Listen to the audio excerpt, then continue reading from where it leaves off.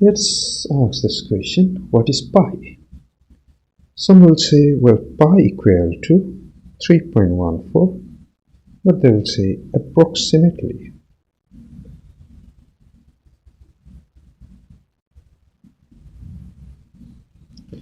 Well, others might say it's equal to 22/7.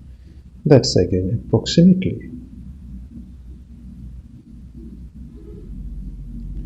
So what exactly is the definition of pi? Well, it is the circumference of circle divided by diameter of circle. Okay, let's take a circle that is of radius r. And let's try to measure the circumference of the circle. But if I want to measure this circumference with a scale, then I cannot do it. It is a curve. Circumference of a circle is the measure of length of a curved region. Let me draw some straight lines.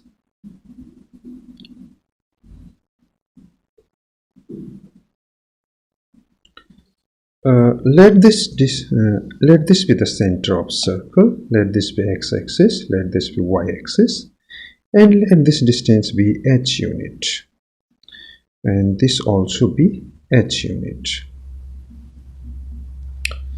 And we have circle to be of radius r unit.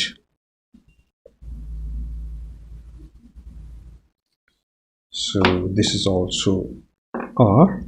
That is the radius of circle. And let's draw another line. We want to approximate the circle with a line, with a number of lines rather. Alright, so we have drawn two lines that are at a distance h unit from origin.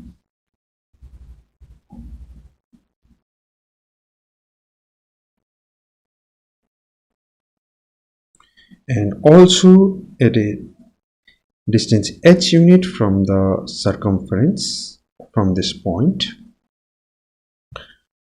Now, what can we say about this length?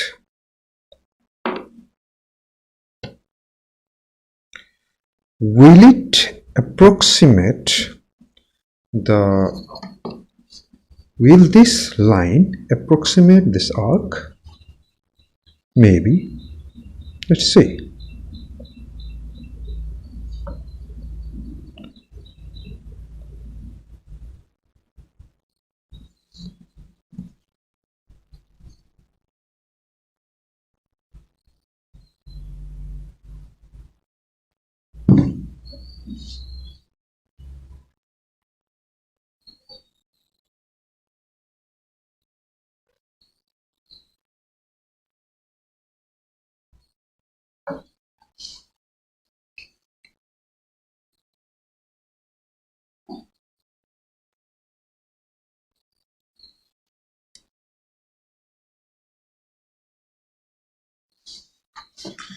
Okay, so what we want is we want to approximate the circumference using these lines. How many of them are there? There are 8 of them. Now we observe that this measures same as this, and this measures same as this, and also this. So these 4 are of same measure. So let's try to determine the length of this line, and then we multiply by 4. First we observe that circumference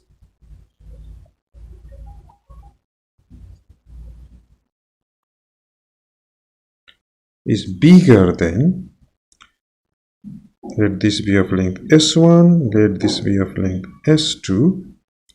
Circumference is bigger than 4 times S1 plus S2. Now let's determine length of S2 first. this point is having coordinate, let's say 0 comma, we observe that x coordinate to be 0, y1, y0. This point is having coordinate h comma y1. This point is having coordinate 2h comma y2. Now by Pythagoras theorem, if it is y1, then y1 square by Pythagoras theorem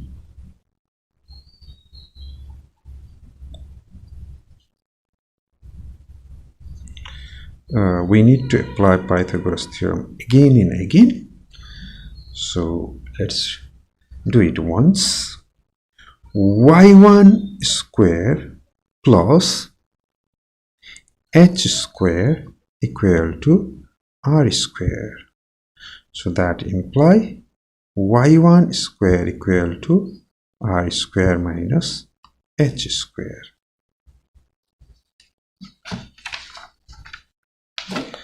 And so you got y1 equal to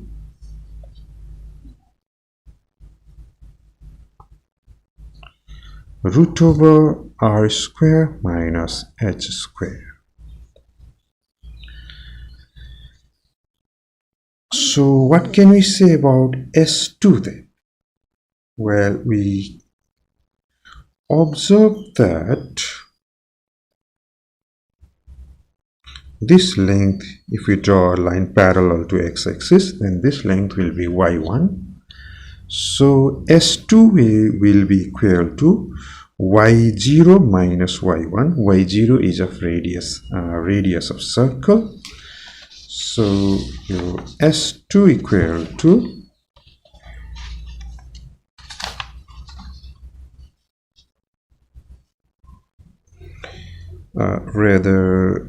S2 square. Again, by Pythagoras theorem, S2 square equal to y0 minus y1 whole square plus h square. This implies S2 must be equal to root over, let's write h square first, h square plus y0 minus y1 r minus, we have just computed y1 equal to root over r square minus h square whole thing square, y0 minus y1 whole thing square. Y1 turn out to be r square minus h square. What about S1? S1 again, S1 square, that's the hypotenuse square, equal to y1 square plus h square. y1 square is r square minus h square plus h square. So we have replaced y1 square by r square minus h square, and it turns out that S1 equal to r. Okay, so what can we say about circumference then? Therefore, circumference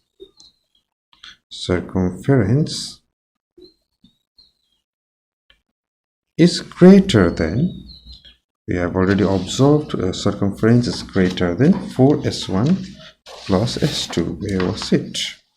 Yes, here we have observed circumference is greater than 4s1 plus s2, 4 times s1 plus s2, and that is equal to 4 times s1 turns out to be just equal to radius of circle, and s2 is the big number.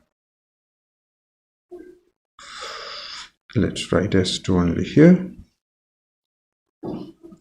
S2 is equal to this number, so this is equal to 4 times R plus, let's take R common from S2. R into, from square root, if you take out R, you'll have H by R whole square plus 1 minus root over 1 minus H by R whole square, whole thing square. Now H is half of R, so this is just equal to 4 times 4. Even okay, we can take out R, and 4R 1 plus root over 1 by 2 square plus 1 minus root over 1 minus 1 by 4 whole thing square, and that is equal to 4R 1 plus square root of 1 by 4 plus 1 minus root 3 by 2 whole thing square. That we can compute. Let's use calculator.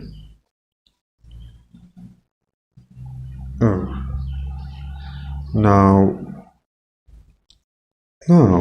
this imply pi. What is pi? Equal to circumference divided by 2r. Diameter is twice the radius, and that is greater than, because circumference is greater than this number, 2 into 1 plus square root of 1 by 4 plus 1 plus 3 by 4 minus 2 root 3 by 2. We can simplify it more, and that is equal to 1 plus root over 2 minus root 3, and that is equal to 2 times root 3 is approximately 1.7, 2 minus 1.73, so you will get 0.6, 1.6, somewhere roughly 3 point something. So we observe that pi is greater than 3. Can we do something more than that? Answer is yes.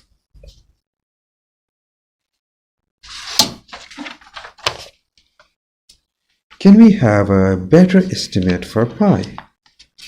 Answer is absolutely yes. But how?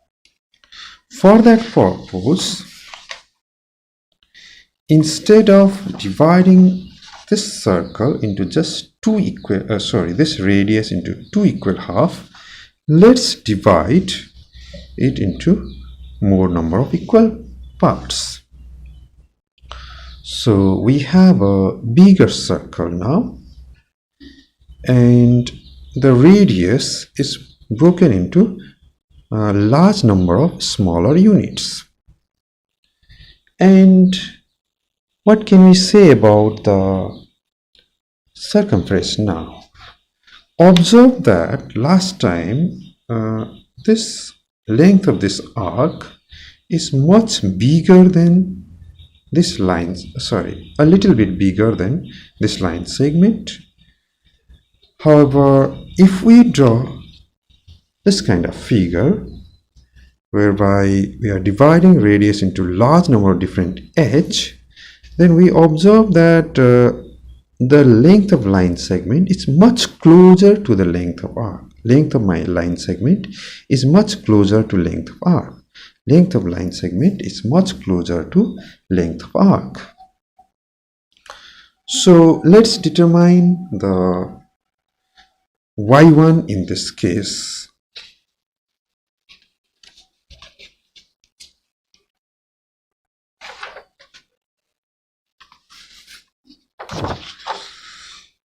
Again, y1 equal to root over r square minus h square, y2 equal to root over r square minus 2h whole thing square, y3 equal to root over r square minus 3h whole thing square, and so on. Okay, we know yn.